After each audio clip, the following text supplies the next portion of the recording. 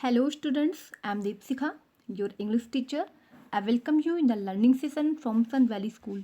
Students, today we are going to recite a very interesting and a humorous poem, that is The Duck and the Kangaroo.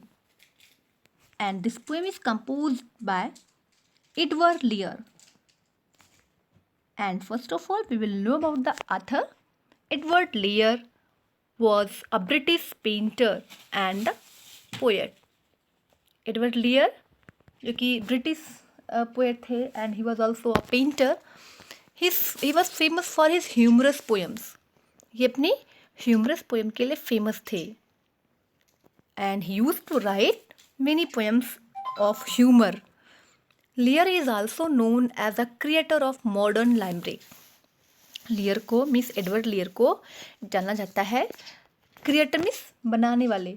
Modern limerick. Limerick is a type of poem that has 5 lines. 5 line की छोटी सी rhyming होती है, इसको हम लाइमरिक बोलते हैं. और इसके को बनाने वाले ये एडवर्ड लेयर हैं और इसीलिए फेमस हैं. He largely wrote fantastical poem mostly about imaginary characters.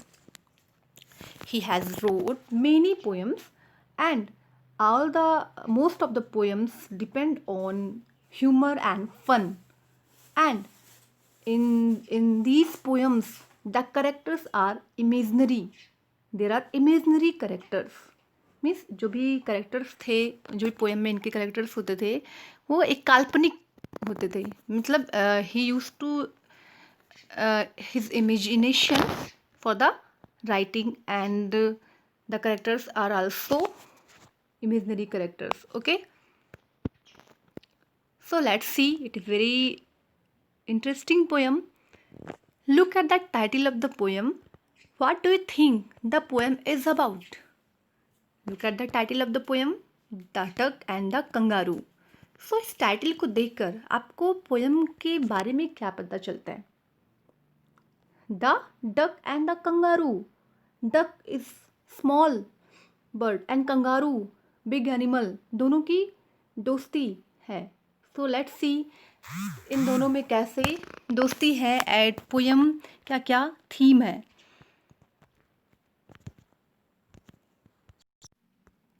Let's read a poem about a duck who wanted to travel the world on a kangaroo's back.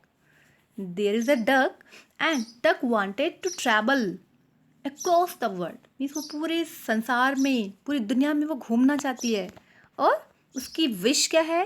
She want to travel on the kangaroo's back. मतलब वो travelling करेगी kangaroo के पीठ पर बैठकर. Okay, a question for you all.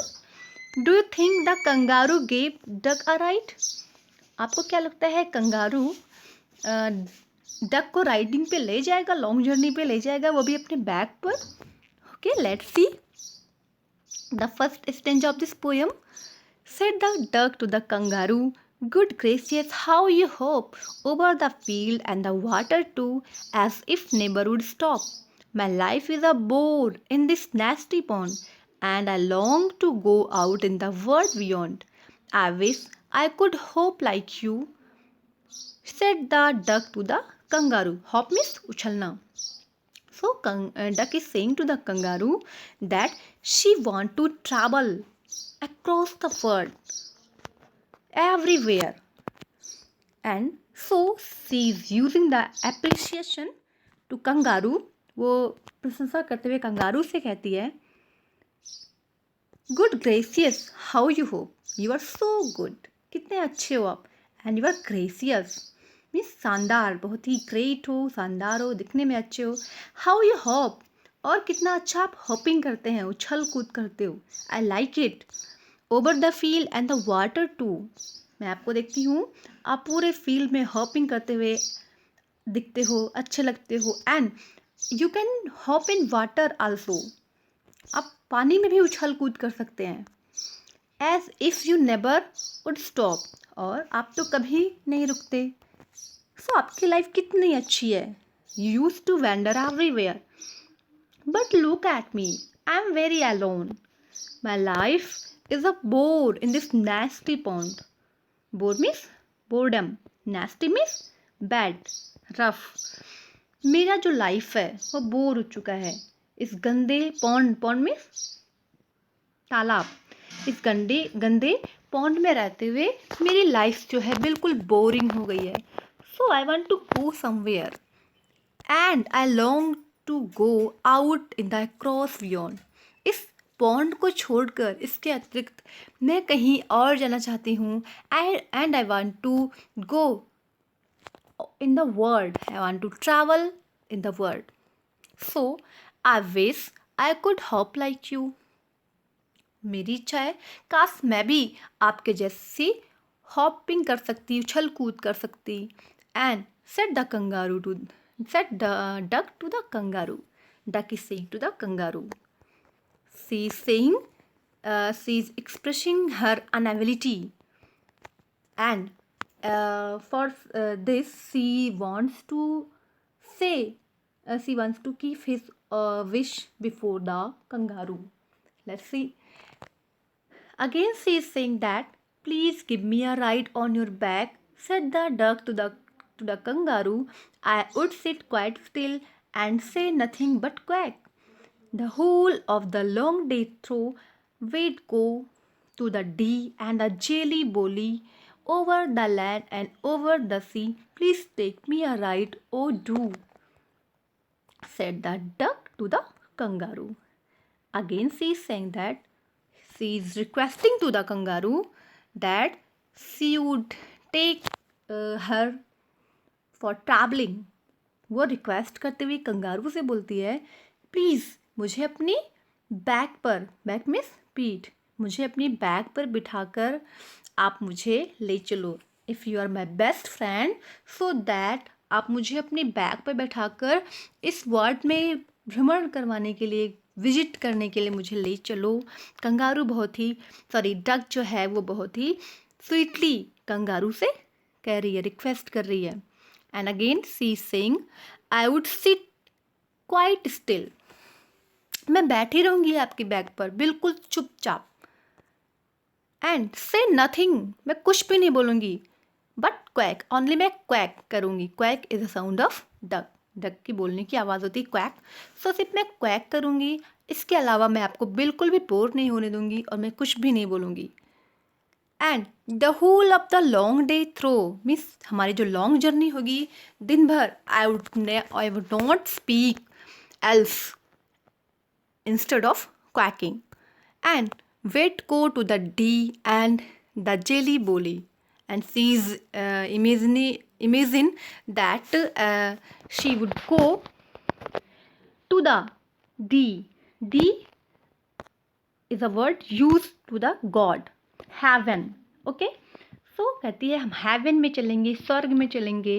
And हम कहाँ जाएंगे? जेली बोली. जेली बोली is an imaginary place of duck, मतलब वो इमेजिन करती है वो जेली बोली वहाँ पे भी जाएगी. And over the land and over the sea, she would go over the land, मतलब पूरे फील्ड में वो ट्रैवलिंग करेगी. एंड सी के ऊपर भी, समुद्र तक की भी यात्रा करेगी. Please take me a ride o do. Please kangaroo मुझे आप राइडिंग पे ले चलो, लॉन्ग जर्नी पर ले चलो. Said the duck to the kangaroo. Duck ने कंगारू से कहा. Okay, look at the third stanza. अभी कंगारू का क्या रिएक्शन होता है we will know now. Said the kangaroo to the duck, this requires some little reflection, perhaps on the whole it might bring me luck, and there seems but one objection, which is if you let me speak so bold, and your feet are unpleasantly wet and cold, and would probably give me the rheumatism, said kangaroo. Said the duck. अभी kangaroo ने कहा, let's see kangaroo क्या बोल रहा है. Kangaroo ने duck से बोला, this required some little reflection. Reflection means कह सकते हैं हम थॉट. आपकी जो बात है, जो आपकी इच्छा है, इस पर मैं थोड़ा सोचूंगा. परहैप्स शायद, on the whole it might bring me luck. इस पूरे वर्ल्ड में सब मेरे लिए एक भाग्य की बात होगी कि मैं आपको ट्रैवलिंग करवा सकूं, ये मेरा भाग्य होगा। And there seem but one objection, लेकिन एक प्रॉब्लम है। What is the problem? Objection means problem, एक कह सकते हैं समस्या है। वो क्या है? Which is if you let me speak so bold, अगर तुम मुझे बोलने दोगी। बोल्ड मतलब मैं जितना बोलना चाहूँ मैं बोल बोल सकूँ, अगर आप मुझे बोलने से ना रोको तो मैं ले चलूँगा आपको। And your feet are unpleasantly wet and cold. दूसरी प्रॉब्लम है, आपकी जो फीट है वो अनप्लीजेंटली मतलब चुभने वाली, मतलब मुझे खुशी नहीं, मैं खुश नहीं होता, मैं उससे दुखी हो जाता हूँ। क्यों? क्योंकि आपके जो पंजे हैं वो चुभेंगे मेरे बैक पर। And they are wet and cold. और दूसरी चीज़ वो क्योंकि आप वाटर में रहते हो, सो दैट आपके जो फीट है वो ठंडे होंगे, गीले होंगे।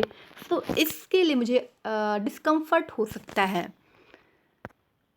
And and would probably give me the rheumatism, और जिसकी वजह से मुझे रोमैटिस हो सकता है। Rheumatism it is a type of disease, कह सकते हैं इसको गठिया रोग। इससे मुझे रोमैटिस हो सकता है, सेड द कंगारू। कंगारू ने कहा। Let's see the next stanza. Then duck is replying that I have thought over the, said the duck, as I sat on the rock. I have thought over that completely, and I bought four pairs of rusted socks, which fit my web feet neatly. And to keep out the cold, I bought a clock, and every day a cigar I'll smoke, all to follow my own dear true love of a kangaroo. So she's saying that I sat, SATE, sat means sat means बैठा, SAT को यहाँ पे sat लिखा हुआ है। sat means बैठा। Duck ने बोला as I sat on the rock, जब मैं रॉक पे मतलब रॉक पे बैठी हुई थी। रॉक मीन्स चट्टान, कहती थी स्टोन पे बैठी हुई थी। आई हैव थॉट, मैंने सोच लिया था। ओवर दैट कम्प्लीटली, आपकी जो ये प्रॉब्लम है इस पर मैं पहले से सोच रखी थी। एंड इसलिए I bought four pair, bought मैंने खरीदा है, four pair of rusted socks. Rusted means कह सकते हैं woollen thread. So woollen thread से बने हुए सॉक मैंने इसके लिए खरीद रखा है, अपने फिट के लिए, पहनने के लिए। Which fit my web feet neatly, जो मेरे वेब फिट मतलब कह सकते हैं जाली नुमा जो मेरी पंजे हैं इसमें आसानी से आ जाएंगे, फिट हो जाएंगे। And to keep out the cold I have brought a cloak, और ठंड के लगने की जो बात है इसके लिए भी मैंने अरेंजमेंट कर लिया है। मैंने अपने लिए एक क्लॉक ले आया है। Clock is a type of long dress जो कि हम सर्दियों में पहनते हैं, जिसको हम चोंगा कहते हैं, ऊपर से नीचे तक का जो ड्रेस होता है पूरा। सो मैं क्लॉक ले आई हूँ। And every day a cigar I smoke, और हर दिन सिगार सिक्रेट, मैं सिक्रेट लिया करूँगी, सिगार यूज़ किया करूँगी, जिससे गर्मी जिससे सर्दी नहीं लगेगी और हम आसानी से ट्रैवलिंग कर सकेंगे। All to follow my own dear true love of a kangaroo. इस तरीके से मैं आप जो भी आप बोलोगे मैं इसे फॉलो करूँगी मेरे लवली डियर कंगारू, मैं आपकी हर बात मानूंगी। Okay, next look at the next stanza. Okay, look at the next stanza. And quite, said kangaroo. Now, kangaroo is saying that, said kangaroo, I'm ready. All in the moonlight pale, but no balance me well, dear duck, sit steady and quite at the end of my tail. So away they went with a hope and a bound, and they hoped the whole world 3 times round. And who so happy, oh who, as the duck as the kangaroo. Kangaroo ने बोला I am ready, जैसा कि आप इतनी सारी चीज़ें promise कर रही हो, so that I am ready. मैं रेडी हूँ आपको ट्रैवलिंग पे ले जाने के लिए, all in the moon light पे। और हम कब निकलेंगे? रात को चंद्रमा की चांदनी में, मीन्स मून लाइट में हम लोग निकलेंगे ट्रैवलिंग पे। But to balance me well, लेकिन तुम जो है अच्छे से बैठना, जिससे मेरी बॉडी का बैलेंस बना रहे। Okay dear duck, sit steady. Steady means सीधे, दृढ़ता से, कठोरता से, कसकर पकड़े हुए आप बैठे रहना, जिससे मेरी बॉडी का बैलेंस बना रहे। And quite at the end of my tail, कहाँ? क्वाइट, चुपचाप मेरी पूंछ के छोर पे आप बैठे रहना। So away they went with hop and a bound. इस तरीके से उछलते हुए, हॉपिंग करते हुए उन्होंने अपनी जर्नी शुरू की। And they hop the whole world, और वो उछलते रहे, उछल कूद करते रहे, पूरे वर्ल्ड तक, पूरे संसार का भ्रमण किया 3 टाइम्स राउंड। 1 टाइम नहीं, 3 टाइम्स उन्होंने ट्रैवलिंग किया। And look, and who so happy. अब उन्हें देखकर ऐसा लगता है आज की इस टाइम में उन दोनों जैसा हैप्पी और कौन हो सकता है? As the duck and the kangaroo. इस वर्ड में सबसे ज़्यादा उतना हैप्पी कौन होगा जितना आज डक एंड कंगारू है, जिससे उनके आज सारे ड्रीम पूरे हो गए हों। इस तरीके से ट्रैवलिंग करते हुए they are feeling very happiness. Okay students, so I think आपको ये पोएम अच्छे से समझ में आया होगा। And what is the theme of this poem? The theme of this poem is that यहाँ पे एक स्मॉल क्रिएचर का बिग क्रिएचर से किस तरीके से दोस्ती दिखाई गई है। एंड स्मॉल चीज़ों में भी हम, छोटी सी छोटी खुशियों में भी हम किस तरीके से बड़ी खुशियाँ फील कर सकते हैं, और अपने लाइफ को हम बोरिंग बचने होने से बचा सकते हैं। Okay, it is the way of the life, so that it is said that laughter is a good medicine. कि हमें अपनी लाइफ की प्रॉब्लम से निराश नहीं होना चाहिए, और हमारे पास जो कुछ भी है, whatever we have, we should try to be happy. छोटी सी छोटी खुशियों को भी हमें